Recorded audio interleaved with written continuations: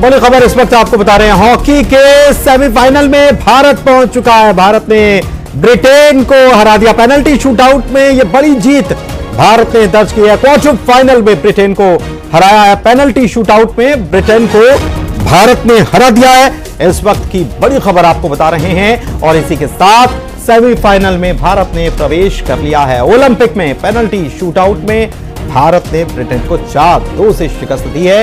Hockey के semifinal में भारत पहुंच चुका है। क्वार्टर फाइनल मैच जीत लिया और क्वार्टर फाइनल में ब्रिटेन के साथ मुकाबला था। पेनल्टी शूटआउट तक यह मुकाबला पहुंचा और पेनल्टी शूटआउट में ब्रिटेन को मात देने का काम भारत ने किया।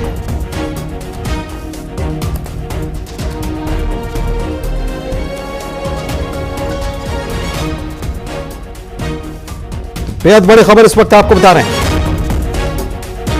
पेरिस ओलंपिक से अच्छी खबर हॉकी प्रेमियों के लिए, भारतीयों के लिए।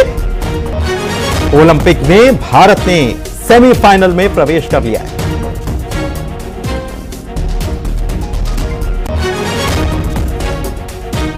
सीवन नदी उफान पर है। चद्दर पुल, बकरी पुल और करबला पुल से ऊपर बह रहा पानी।